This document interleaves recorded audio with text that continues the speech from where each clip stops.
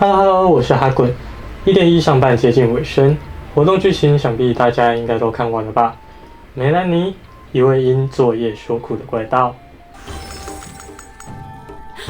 An unexpected encounter. A room, a frame, and an old TV. 花香调、香柠檬、柑橘、粉红胡椒与奶香纸，代表着焦点、美丽、活力与深谙生活苦乐并了解平衡的智慧。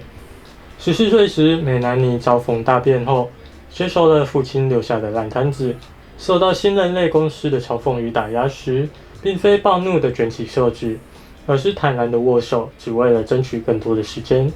他清楚地知道历史由胜利者所书写，而拉米雷斯已然失败，所需的唯有改变。内忧外患下变革的失败，代表着拉米雷斯的解散，也代表着对他父亲的全盘否定。为了找寻心中所猜测问题的答案，为了追寻父亲的脚步，并且证明僵化的思想终将淘汰，一如他的父亲在最后才了解到，不要低估安保人的想象力，因为敌人并非只有怪盗，也可能是好友与同业。于是，在这4年间，他成为了保全指南的噩梦。这就是他的选择，也是他的复仇。他就是怪盗艾希。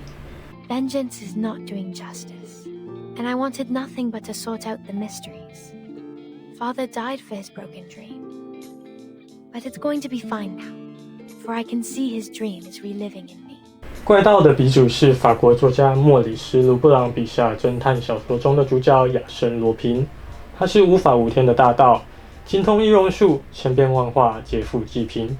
他是无可置疑的爱国者，参军从医，将夺得的设计图献予国家。他也是一位浪漫英雄，得体贴心，偷走无数纯情少女的仰慕。这就是充满魅力的怪盗，绅士怪盗亚森·罗平。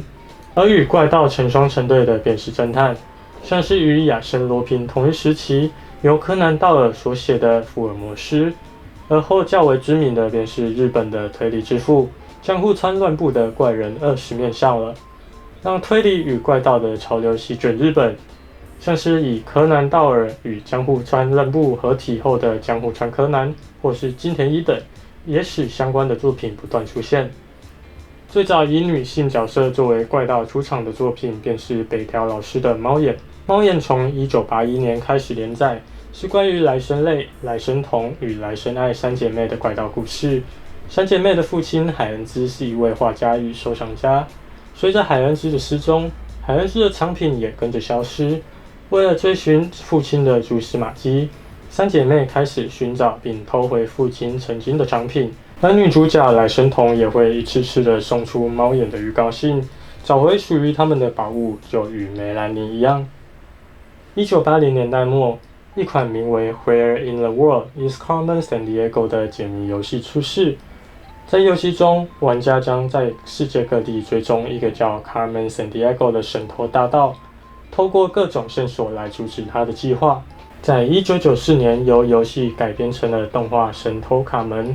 动画之中，原先是巅峰侦探社中最优秀的卡门，成为了最令人头疼的罪犯。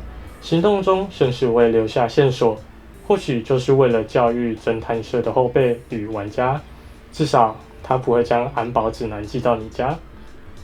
魔术快走的妈妈黑羽牵引、怪盗圣少女等等各式的怪盗大同小异，几乎都秉持着不伤人且助人的理念进行偷盗，甚至会将盗取的宝物再度归还。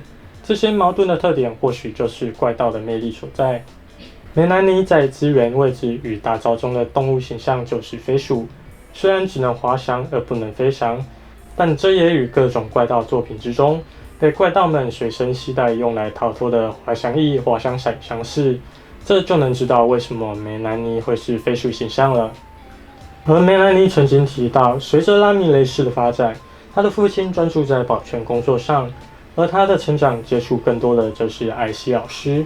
我们都知道1999的背景中有部分参考了哈利波特，而艾希老师就像是魔镜版的玻璃兽，除了一样拥有魔术大弓箭之外，玻璃兽会为了找寻亮晶晶的宝物而大搞破坏。而艾希老师则是会透视伯纳西酱与天鹅绒酱汁之后再告诉你。They tasted awful. 你觉得还有哪些经典的怪盗与美人鱼相关呢？快在留言分享吧！如果你喜欢这部影片，欢迎你点赞、订阅并开启小铃铛。还想看哪一只角色，也欢迎留言。我们下次见。Did you see that? The story of Ramirez continues. I can't believe someone has found me. Am I exposed? The puppy is asking for your help. All right, puppy. Let's make a deal.